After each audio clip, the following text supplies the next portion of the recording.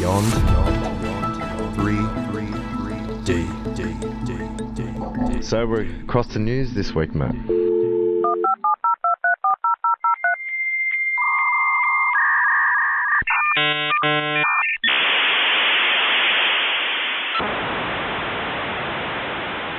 Yeah, how old school was that? Literally. That was awesome.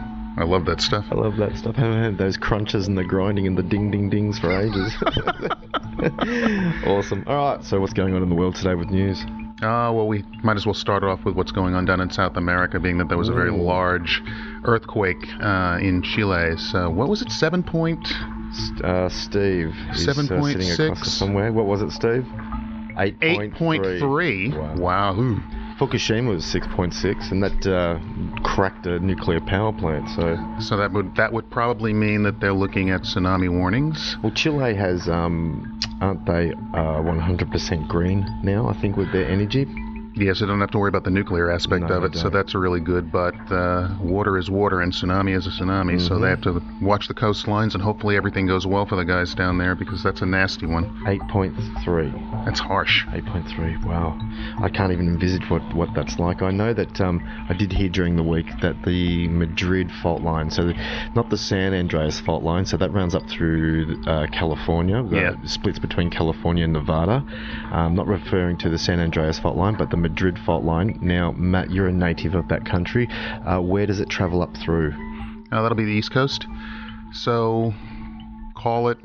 Well, so you have the Mississippi River. You have 2/3 of the population of the United States live east of the Mississippi River, so it has to be in the eastern side. So it'll probably go from, Georgia, Alabama, going up through the Carolinas into the New England area. Now, does that split through anything significant? A lot of crazy big cities. Yep. Nothing like national parks. That's not going to where the San Andreas splits up through Yellowstone. San Andreas is California, so now Yellowstone is in Wyoming. So you get to California, you go east, you have Nevada, you go east again, you have Utah, you go east again, and you have Wyoming, and that's where it would be. So that's about middle, isn't it?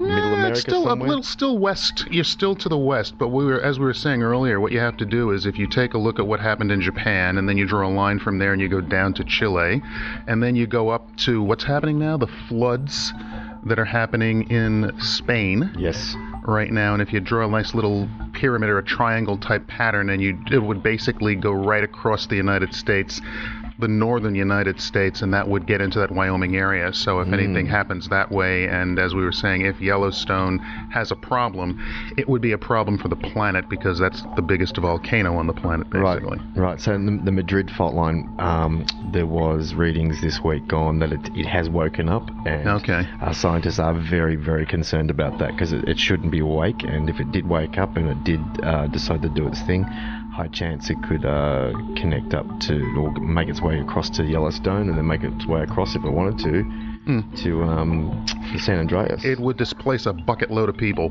Well, that country would pretty much break into three, I think. You could do it that way. You'd have the middle, you'd have the west, the middle, and the east, but it's not, the Earth right now is, I don't know if it's a revolt or anything like that, but when the earthquakes come and when the floods are coming, and then, let's see now. It's not tornado season per se, so at least they're lucky that way in North America, but there's a lot of stuff going on worldwide as far as catastrophes, so to speak, so we have to be careful. What do you know about this date of the 25th of September that they're referring to at the moment? Isn't there a blood moon coming up or something? I know there's a blood moon coming up. If you happen to put that date, 25th of September, in to Google, I think it does actually bring you as a link to CERN. Oh, does it? Yeah, it does. Interesting. There's a big pause there. A big link to CERN. So I know this week they did. I'm just trying to find the link now, and as soon as I find it, I will give it to you, and I'm sure you can pop it up on the Facebook page for listeners to have a look at. But they did this week crank up CERN's output. So the actual what's the voltage reading? I can't remember what they call it. It's not like Back to the Future where they call it the 1.21 gigawatts. It's a word like a gigawatt, but I can't quite. I'm not sure. No, God, it's escaped me at this point in time. But I know that they cranked it from like 780 outputs to 2,500 outputs.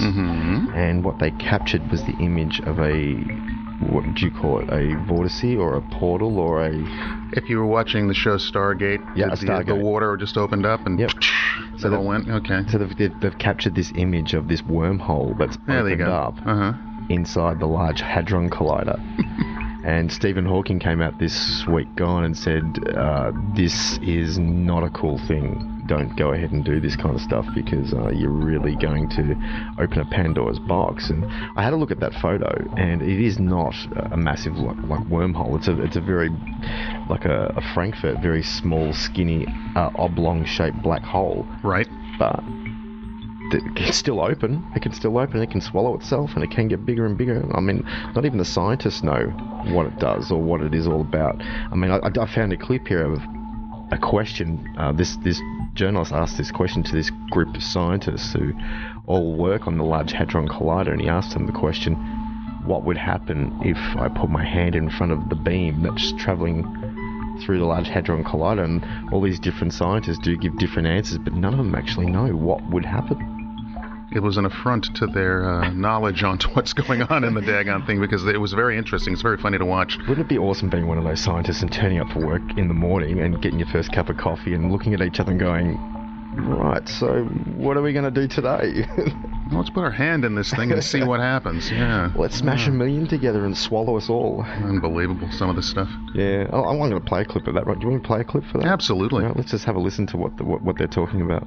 If I put my hand in front of the beam at the Large Hadron Collider, what would happen to my hand? Don't know. Not a good idea. Wouldn't recommend it. And in fact, of course, you can't. The beam is 100 meters underground. Well, I really don't know. I mean, you've got these things coming together, and you would have thought it'd be extremely dangerous. Somebody would yank you out of there before you could do that. I don't think you'd feel very much. That's a good question. I don't know is the answer. Probably be very bad for you, and they'd be very cross with you as well. All I can say.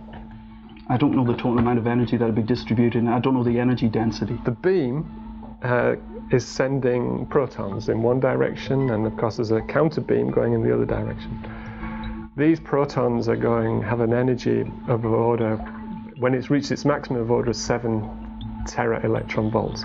That's about the energy of a mosquito, so it's not a lot, right? It's of one proton of it. But the difference is this energy is like concentrated into a volume a million times smaller than the mosquito.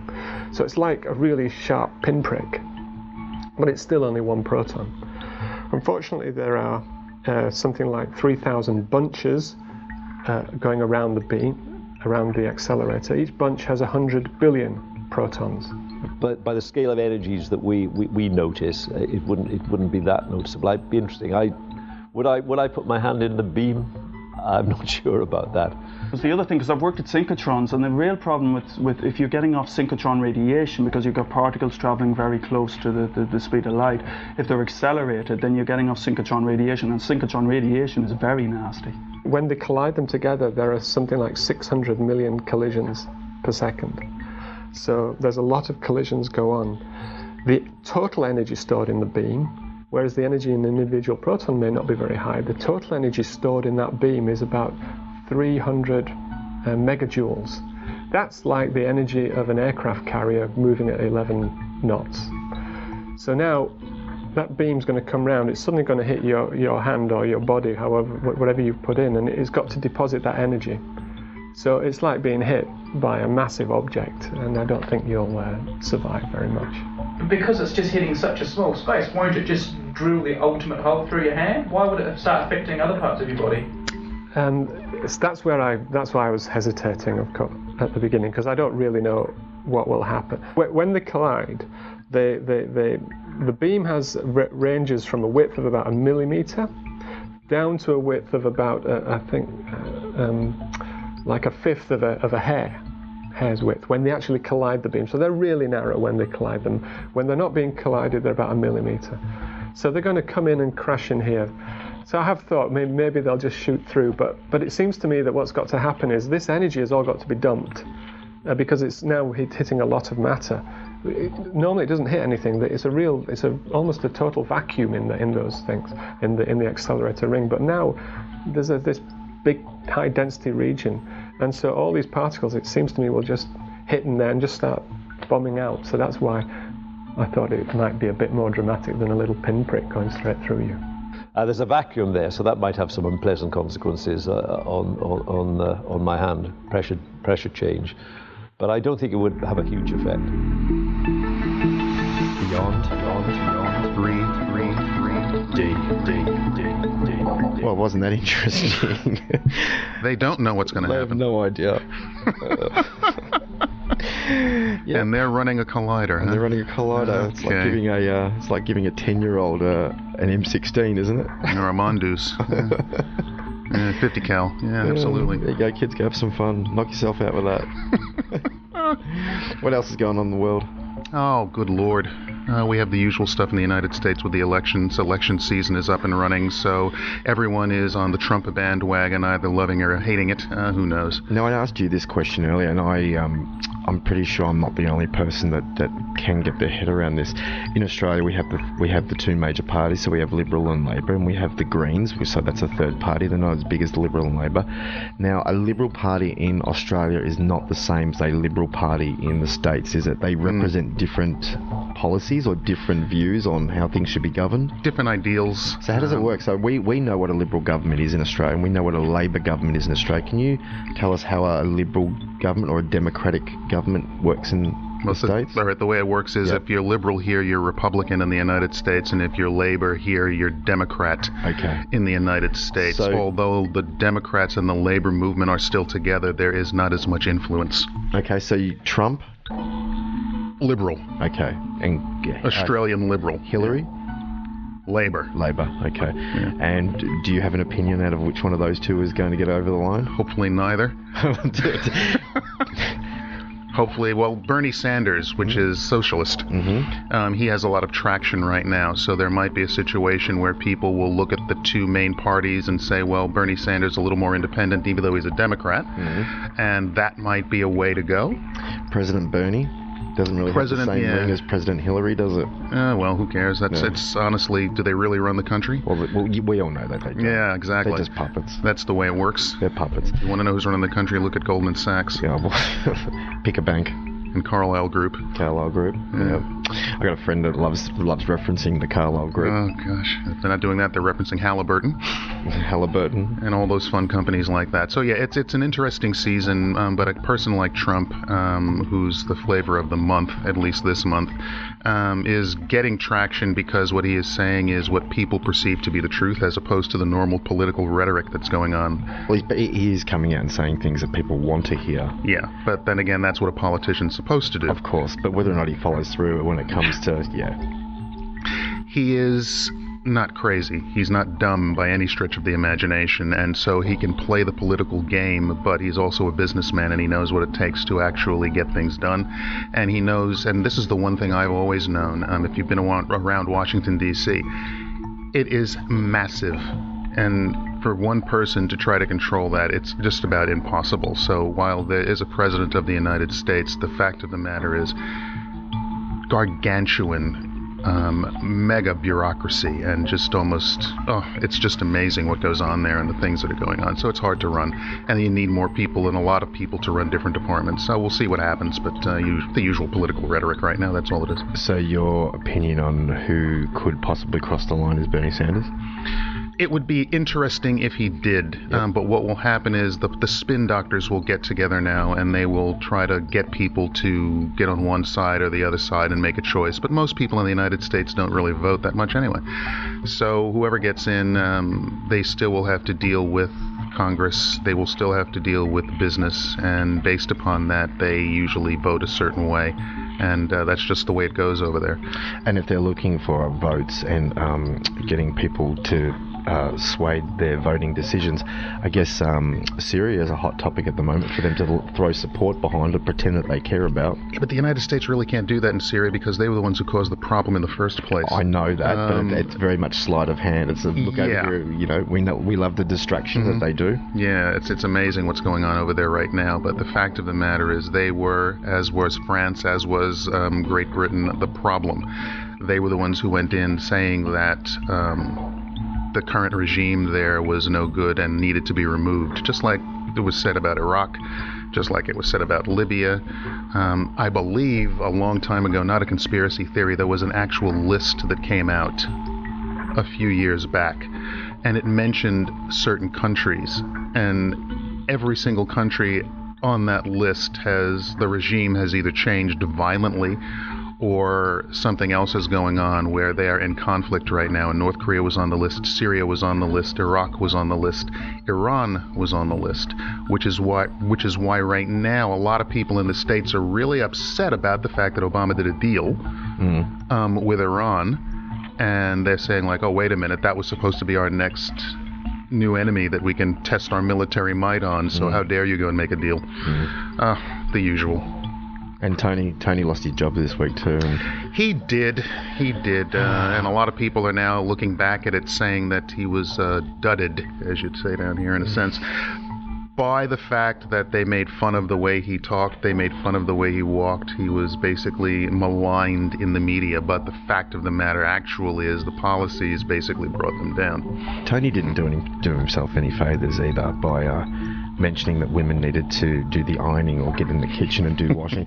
The man really put his head on the chopping block when it came to stuff like that. He was very, very much 1950s Australia with his opinions. Yeah, but now what you have is a situation like this, and the situation is Goldman Sachs now runs Australia because that is exactly who Malcolm Turnbull used to work with. Yes, billionaire Malcolm Turnbull with his hand in the pocket of Goldman Sachs. Absolutely. And so once again the banks take over and basically get to do what they want to do. Don't worry, Matt, when I'm running the country I'll make sure that... Yeah, would you? Yeah. Make sure that's taken care of.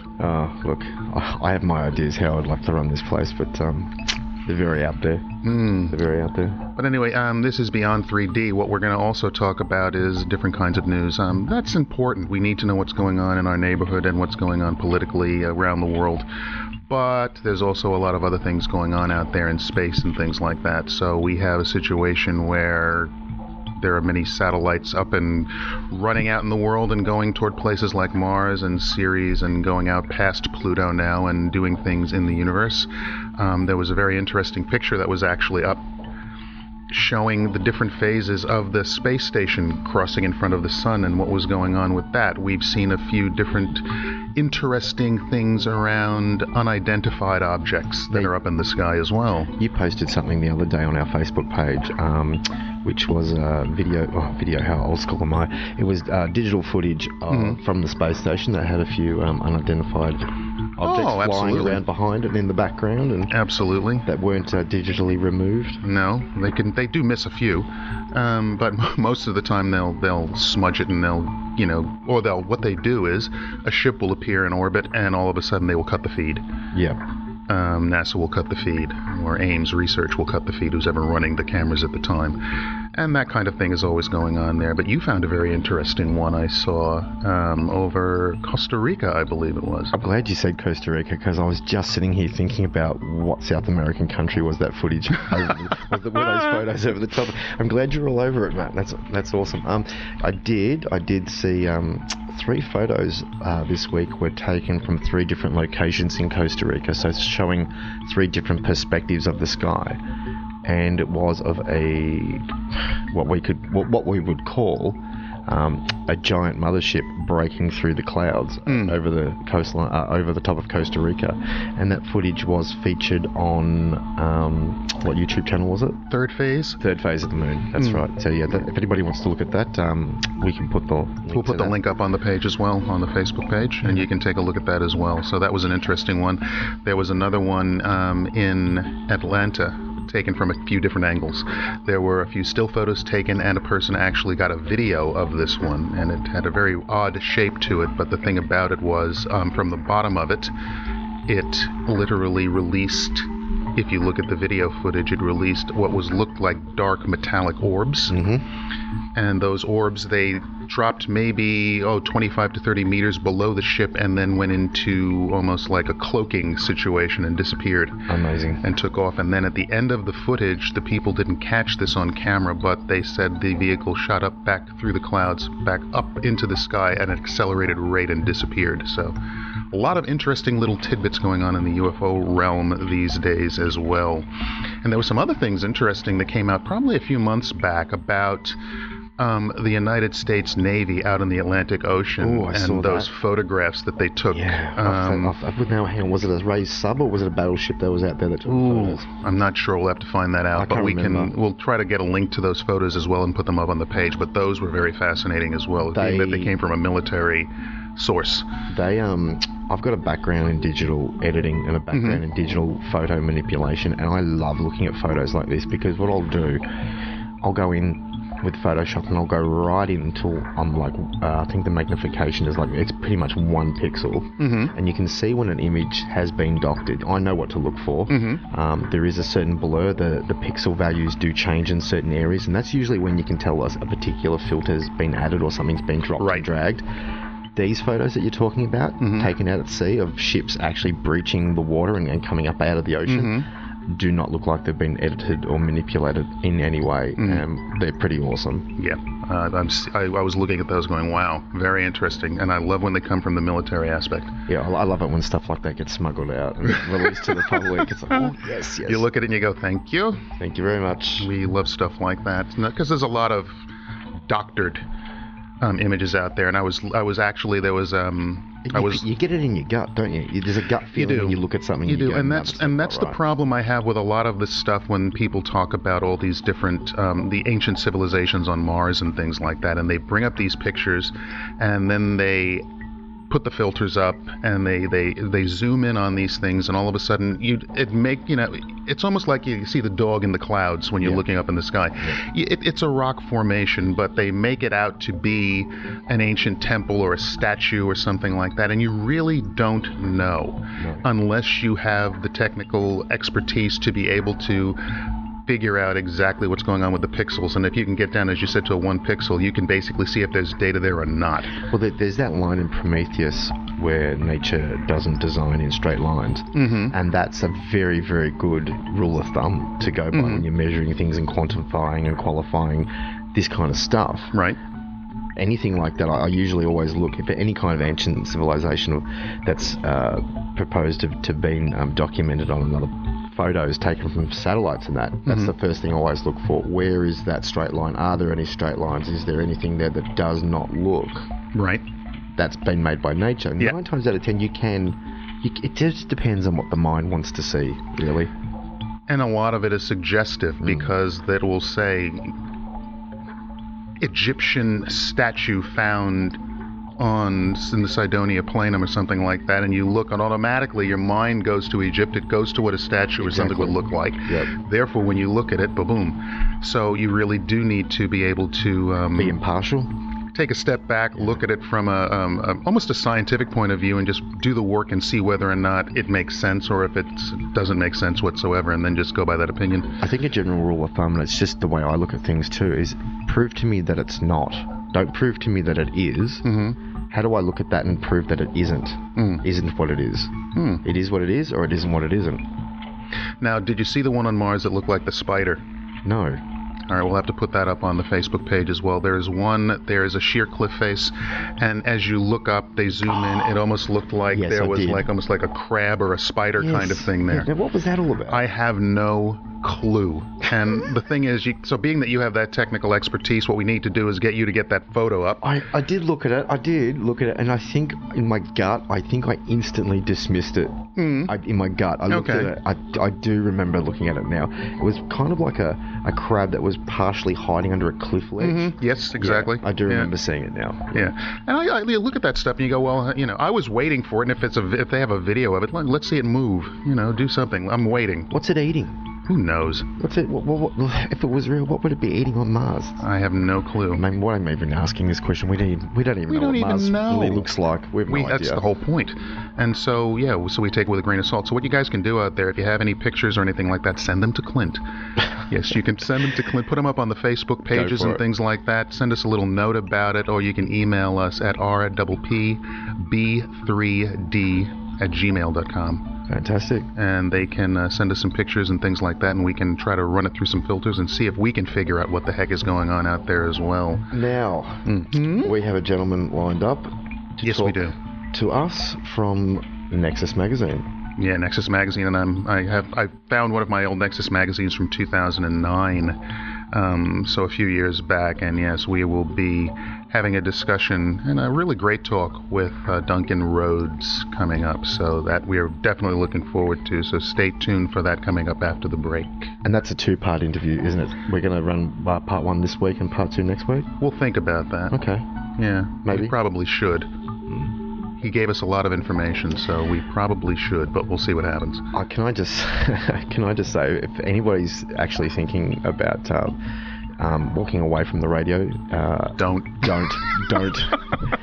That interview that we did with Duncan, I do remember after we finished, the three of us were standing around afterwards going, wow, we wanted this little bit, and we got the whole kit and caboodle, and we couldn't shut him up, could we? He just wanted to keep spilling and spilling. Which is really, really good, because the information is there, and to have somebody like that be able to just do a good download to you and give you some really great information, it's worth it, and so you'll definitely want to stay tuned for that entire interview. Excellent. Well, let's have a listen to that, Matt. Do you want to do a bit of an intro for that, or...? This is a gentleman who started Nexus Magazine, took over Nexus Magazine a while back, and has made it his own. He has really brought it into today. It is still in print, but you can get online and you can digitally get it, and there's a lot of information on his website as well, which we will give you the details of after this interview coming up. So we would like to welcome to Beyond 3D Mr. Duncan Rhodes. Hello, Duncan. Steve here. Hi, Steve. Hello, Duncan. Clint and Steve. And I'm Matthew, and we run a show called Beyond 3D here in Mornington on RPP. And I believe Steve subscribes to your alternative news project. Yes, we're sort of Facebook friends, and I've been a Nexus reader for more years than I care to admit to. And a big supporter of your work there, buddy. Thanks, mate. Good to hear. Yeah. Oh, it's nice to talk to people who have some idea of what I'm actually doing. I suppose that would be a plus. I'm not used to that. Usually it's people who sort of have to explain everything and why and everything. But and it is a pleasure to have you here, Duncan, with us and to speak to you. Hi, guys. Thanks very much. Well, Duncan, we were very interested in the projects that you were doing, especially around Nexus Magazine. Steve and Clint would know a little bit more about it than I would as an American, but I can tell you now, my brother-in-law, when I first got here about 15 years ago, used to even give me articles to read from your magazine, so it does go back a long way even for me, but I think it's a little bit longer for both Clint and Steve. But you started this magazine back in about, 1990? No, actually it was started around 86 by a collective of people headed by a guy called Ram Ayana. They were an offshoot of a very popular magazine at the time called Maggie's Farm. And this is before the internet, pretty much before bulletin board networks really kicked off too. Okay. So the way to spread that sort of information back then was print media, and Australia's infrastructure of magazine distribution made it very conducive for independent publishers to rise and put out publications. So back in the 70s and 80s, there was a lot of independent publications covering a wide range of topics. I took it over around 1990, and I had about 10 years before that working in independent media. I started up a free magazine in Sydney in 1981 called Southern Crossings, which was a bit of a what's on at the time, because this was back in the days when yoga, meditation and Tai Chi were for the freaks. So, that was what we were facing back then. So the magazine covered nuclear disarmament, peace issues, environmental issues, those damming issues, forestation, all aspects of alternative health, and what we would loosely call the New Age movement. There were a lot of people exploring new ideas of consciousness, a lot of influence from Eastern yogis. There were figures coming out of the US, and I set up a non-profit organisation with a few other people back then. We had a bookshop, and free magazine, and we organised lectures and conferences and workshops for people. We considered ourselves a real neutral place. We didn't push any particular one. We all figured that some of the problems to mankind's existence sort of lied in bringing out peace inside people and educating people into healthier choices for treating their health, taking back their power of choice in the system rather than hand it over to the state or so-called experts. And pretty much, I took it over in 1990. I changed some of the content around to reflect pretty much what you've seen in it for the last 25 years or so. And that was, we dropped women's issues, we dropped a lot of ordinary environmental issues. I wanted to focus on the things that were not being addressed even in the existing independent media at the time. And those subjects included what we'd loosely call conspiracy theories. They would call paranormal, the unexplained. There was nobody really touching UFOs and contactees. And what I'd found working in independent media, after I finished at Southern Crossings, I worked for a high glossy bi-monthly magazine called Simply Living. It was a real photographic masterpiece. We had articles on cutting-edge alternative health, environmental issues, human rights issues. And I noticed that when I was working there, that we would be approached by people from the public with stories that had been either shunned or ignored or even suppressed in the mainstream media, and they were coming to the higher-profile independent media with their cases. And I was quite fascinated to see a range of people who'd had inventions, some of which you would describe as free energy or anti-gravity. There were certainly a handful of different people who had made their cars run on water or with existing fuel at 100% efficiency.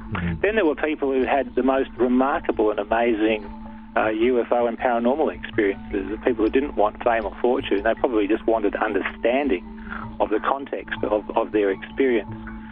People who had, this is back in the days where we had a war on cancer, and there were quite a few people curing themselves of cancer with different treatments, and they felt that they weren't getting any attention. Basically, the headspace of a lot of these people, especially the cancer curers, was, they wanted to shout it from the hilltops, and they couldn't understand why they weren't on TV or why doctors weren't picking up on it and taking it away. So it pretty much set the pace for what I've been doing now, which has evolved into a side project, the Alternative News Project. And that really came about because before the internet, print media was the only way in which a lot of people could get news from outside the mainstream. With the advent of the internet, I, like a lot of people, thought this is genuine power to the people. I've since realised that in many ways it was a huge honeypot. The whole world is now dependent on the internet, and it's the greatest surveillance and monitoring mechanism ever created. People literally betray their own deepest sexual preferences, political leanings, and characteristics. Their true nature comes out in how they act on forums, what sites they visit, and including what they don't do on the internet tells them a lot too.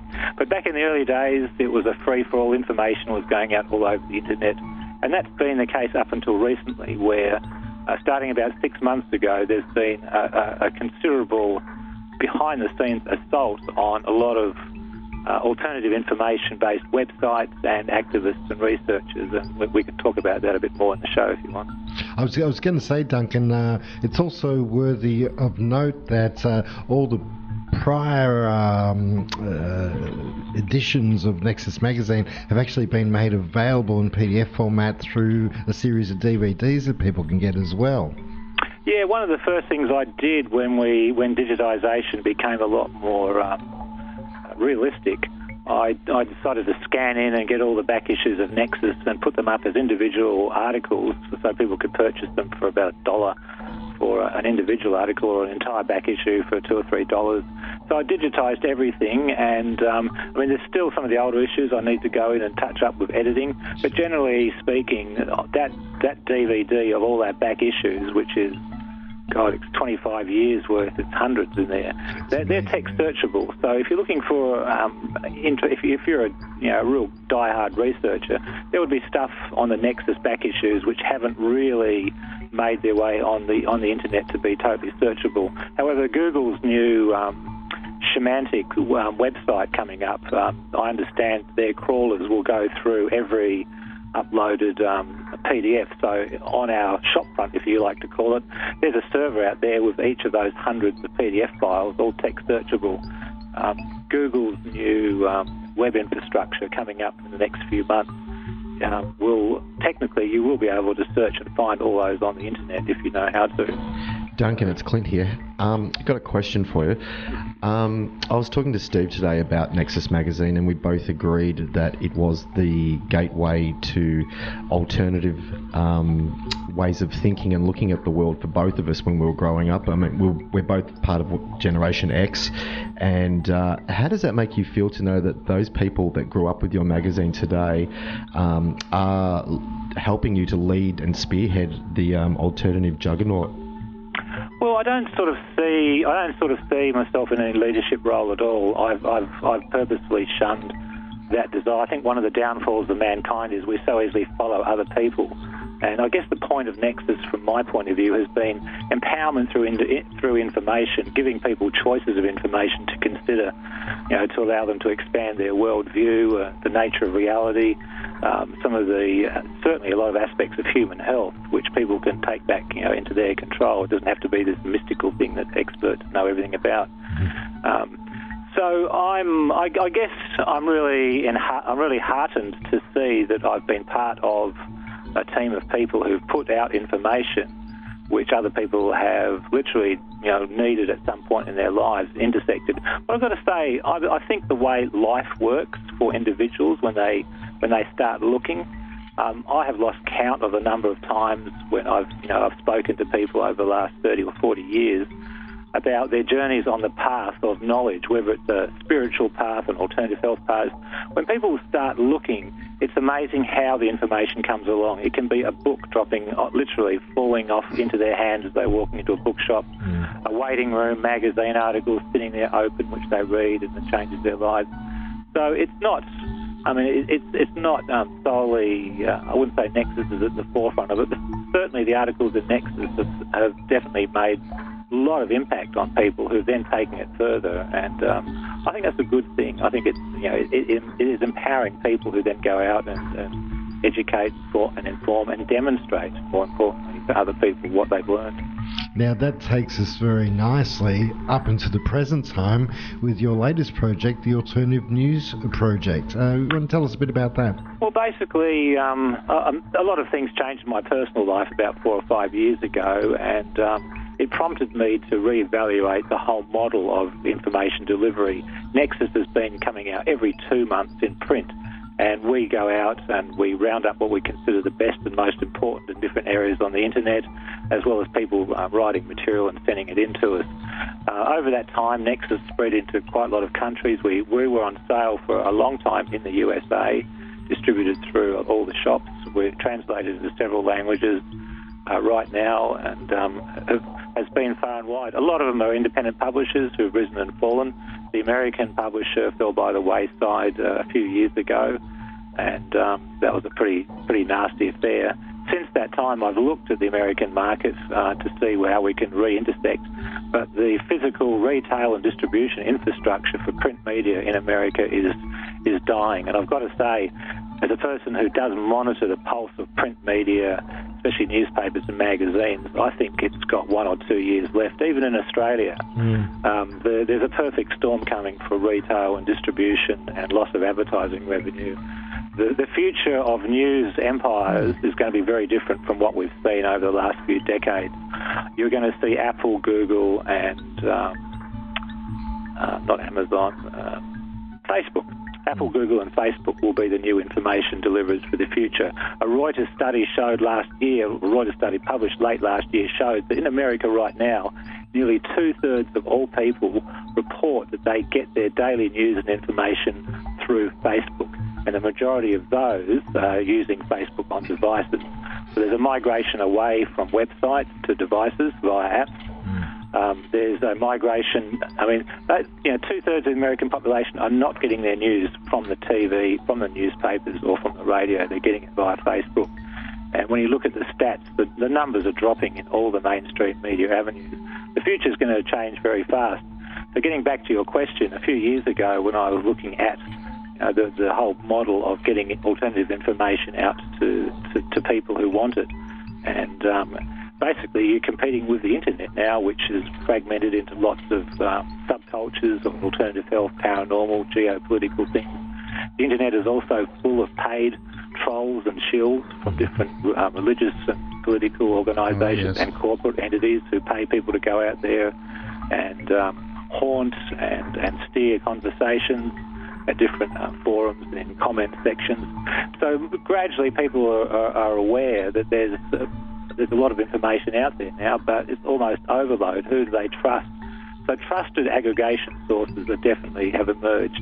So getting back to your question again, I looked at, obviously putting it out in print every 2 months is servicing only one sector, and more I noticed our existing readers are the older bracket who are not confident on the internet and still like the physical magazine experience. That's the vast bulk.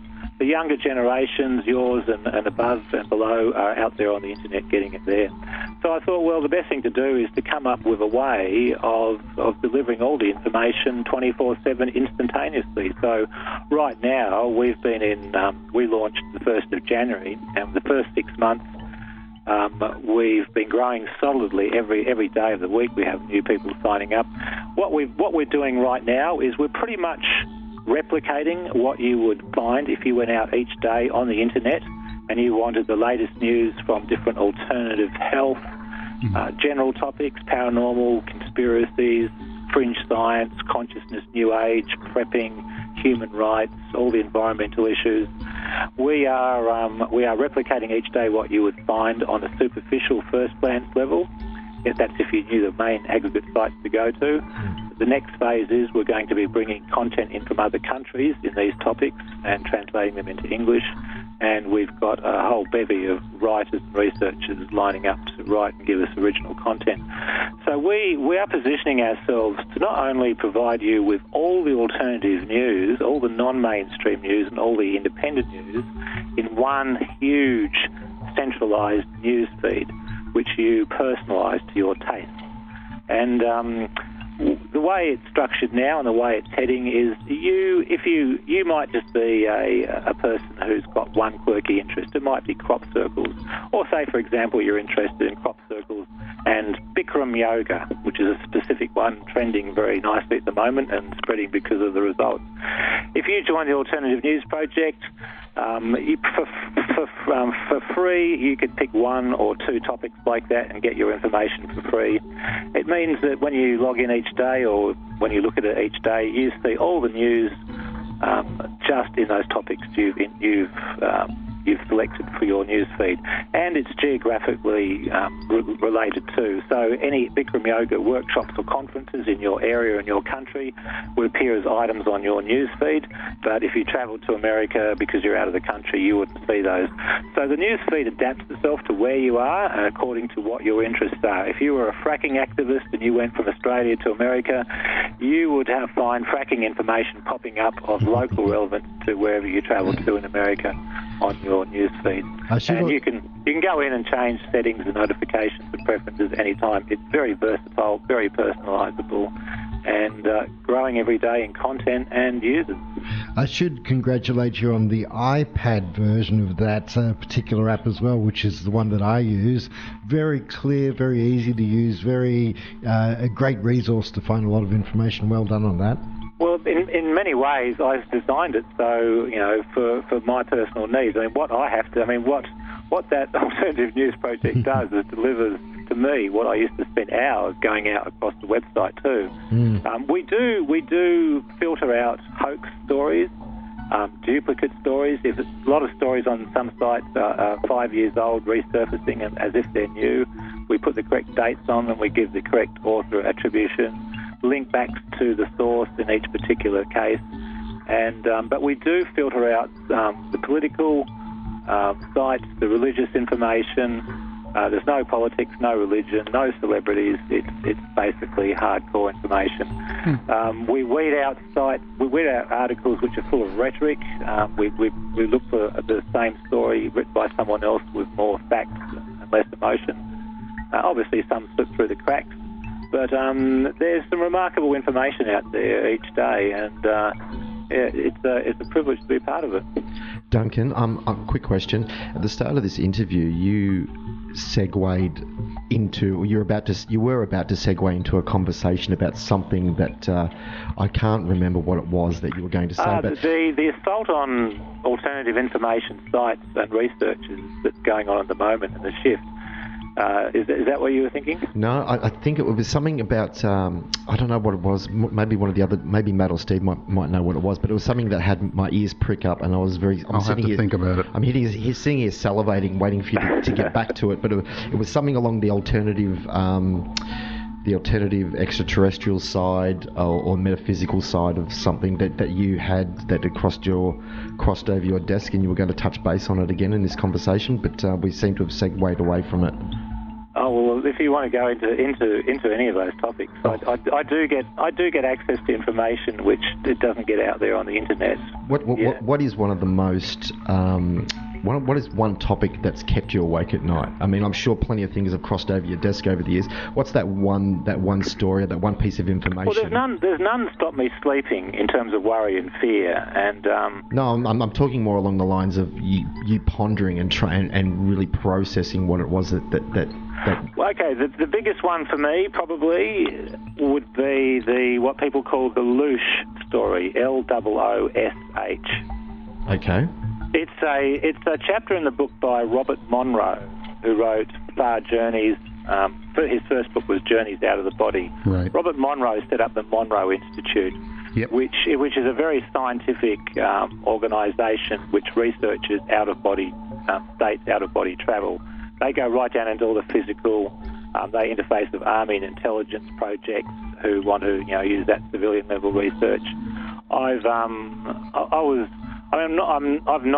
don't claim to be an out-of-conscious, out-of-body traveller at all, but there was a section in one of his books which probably kept me awake more nights and longer, and has underscored, I guess, a lot of my attitude towards life. Because when you immerse yourself in a lot of the information that I do, there's a lot of sad and horrible stories out there in that context. You could really come away wanting to slash your wrists.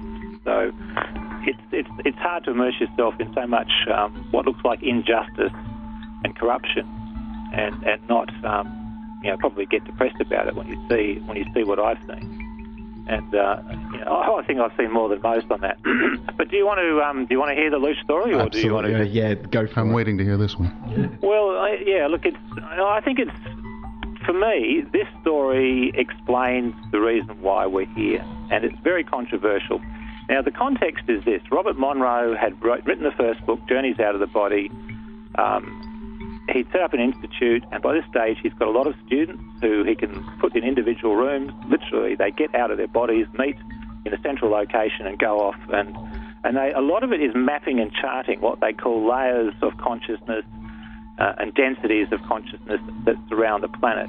And in their journeys, they find different types of entities and beings inhabit different layers with different outlooks on life.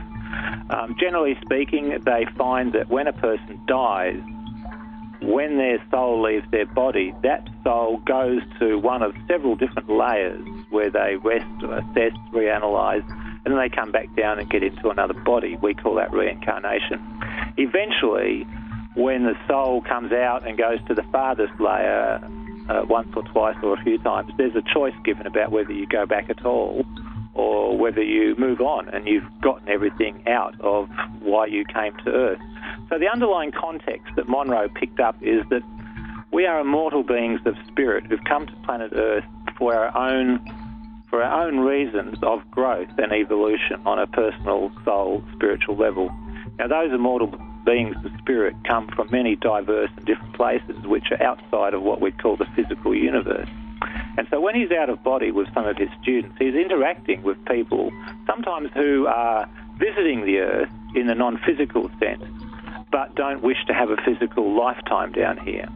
So there's some very interesting conversations. Now, one particular conversation was, and this is a remarkable context, because he's on one of the furthest most layers of energy frequency above the Earth in his out-of-body state, and he's talking to a couple of beings who have literally arrived on the equivalent of a cruise ship. And you know how a cruise ship will go around the Mediterranean, and you'll stop at Greece and you look at ancient Greek temples, etc. This cruise ship, one of the featured stops of this cruise ship was planet Earth in the space-time continuum. In other words, it's like they pull into the whole 3D universe to start with, and in the whole of the 3D universe, one of the top tourist attractions is planet Earth. And so there was a remarkable lot of conversations going on. Now, when these two guys got off the cruise ship and the cruise ship sort of parked there, one of these spirits decided that he wanted to have a go at being a human. And he found the person in charge, and the person in charge says, well, you've got to put your agreement, you've got to choose, you've got to agree to these conditions. And the conditions were very interesting in themselves. Number one, you had to choose to forget who you were while you're a human. And you have to agree to subject yourself to the beliefs and laws of the culture of the time period. And the entry director basically said, okay, you've got permission as long as you agree to this. And of course, the poor spirit going into this body had no idea, had no comprehension of what it meant to forget who you are. That's an interesting thing to start with. Yeah. So anyway, this guy jumps into the entry portal, zips off, disappears, and presumably is born somewhere and is having a lifetime. So meanwhile, Robert Monroe is standing there chatting away to the other tourist, the one who decided he didn't want to go down and have a body. And they're chatting away a bit, and after a few sentences, the tourist that didn't go in to have a human existence, he sort of said, well, shouldn't he be back by now? And so they go looking for him, basically, and they find that he was born as a baby into some absolute crap lifetime. Raised as a woman. Ended up a woman in some African tribal thing. She was gang raped by a drunken husband and all his mates. Half her children died. Always hungry. Miserable existence. But when he had died, he hadn't quite remembered who he was and what was happening, and he was still loitering around the body, and they found him and said, come on, time to get back in the cruise ship and go. And he looked at them, and then he realised, who he was and what he was doing there, and he just lit up and he said, oh, man, he said, that was the most amazing experience I've ever had. He said, I can't believe it. And he said, I had these things called emotions, and he started babbling about what it was like to have a lifetime. And, of course, the other tourist had no concept about what he was talking about, but Robert Monroe did. And they could not get him back on the boat. He wanted another lifetime, and then another one, and then another one. And then each time it got to the point where they couldn't make him remember who he was and why he was there. And Robert Monroe then explained to the first tourist, look, I've noticed this happen. They spiral down they spiral down into a total forgetfulness state. They have lots of lifetimes, not knowing who they are, totally believing in the bullshit around them of the era and the time. And eventually something nudges them, and they start, waking up a bit more, and coming out. Now, during all these conversations, during one of the lifetimes where they were waiting like an extra 5 minutes for the guy to have his lifetime, Robert Monroe said, well, he says, so you're from this other dimension and you're visiting Earth. He said, the planet Earth, of all the physical universe, planet Earth is a real attraction. And the guy's basically going, yeah. And Robert says, well, what does it say in the brochure? What does it say in your travel brochure about planet Earth? And they gave him, they showed him the brochure to read. And what Robert Monroe read, what was in that brochure about planet Earth, absolutely shocked him to his core. He basically just did nothing for weeks. It absolutely overturned his faith and belief in everything. All his out-of-body experiences, all the weird and wonderful creatures and conversations he'd had, you'd think he'd be a bit immune, a bit expansive in his comprehension of what's going on. But this absolutely shocked him to his core. And what was in that brochure was the Loosh story. That's just the lead up to the Loosh story. Wow. Do you want me to continue into the Loosh story? Yes, Duncan. You can't leave. Okay, you can't leave it hanging like that. No way. God. Just because you haven't experienced it doesn't mean it doesn't exist.